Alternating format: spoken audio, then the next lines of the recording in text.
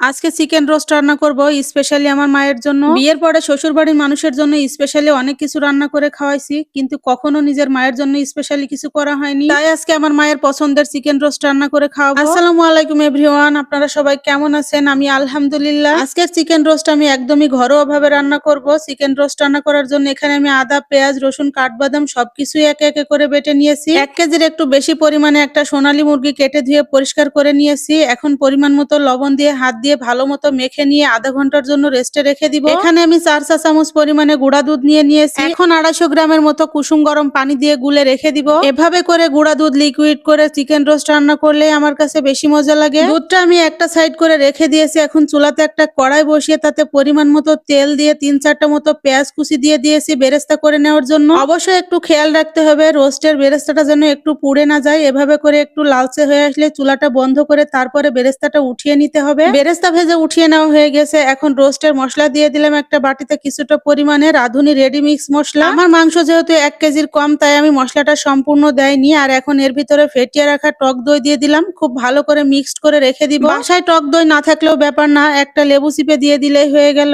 আর এই তো এখন আমি ওই যে বেরেস্তা ভাজার ওই তেলের ভিতরে আবার এখন চিকেন গুলোকে খুব সুন্দর করে ভেজে নিব। চিকেনটাকে অবশ্যই হালকা আঁচে ভাজতে হবে, খুব বেশি আঁচে ভাজলে পরে চিকেনের উপরটা খুব তাড়াতাড়ি পুড়ে যাবে। আর এই তো দেখুন আমার চিকেন ভেজে নেওয়া হয়ে গেছে, এখন উঠিয়ে নিয়েছি। চিকেনটা খুব বেশি ভাজলে উপরটা কিন্তু একদমই শক্ত হয়ে যাবে।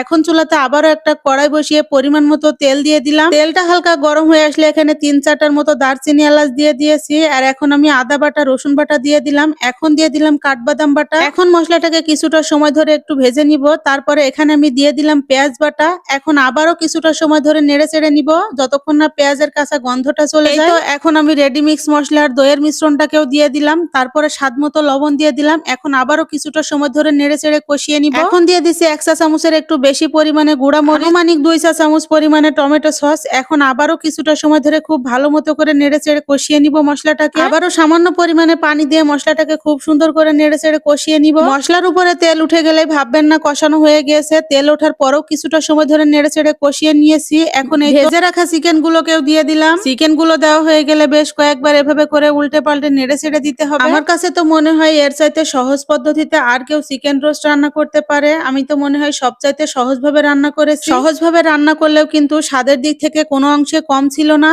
আমি এখানে চিকেন রোস্ট রান্না করছিলাম আর ওদিকে আমার মা রাইস কুকারে সাদা পোলাও রান্না করছিল। আজকে চিকেন রোস্টের সাথে সাদা পোলাও হবে। আজকের রান্নাটা কিন্তু আমি অনেক বেশি মন দিয়ে আর যত্ন করে রান্না করেছি। এখন পরিমাণ মতো পানি দিয়ে দিলাম কষিয়ে নেওয়ার জন্য। খুব বেশি পানি দেওয়া যাবে না, তাহলে চিকেনটা খুলে খুলে যাবে। যে কোনো রান্নায় কিন্তু মন দিয়ে যত্ন করে রান্না করলে তার স্বাদ বেড়ে দ্বিগুণ হয়ে যায়। আমরা মেয়েরা বিয়ের পরে কিন্তু শ্বশুর বাড়ি নিয়েই ভাবতে ভাবতে পাগল হয়ে যাই, নিজের মা বাবাকে নিয়ে কিন্তু ভাবার সময়ই পাই না। তাই আজকে মায়ের জন্য স্পেশালি রান্না করলাম। আর এই তো এখন গুলিয়ে রাখা দুধটাকেও দিয়ে দিলাম। এখন আবারও কিছুটা সময় ধরে উল্টে পাল্টে নেড়ে চেড়ে ভালো মতো করে রান্না করে নিব।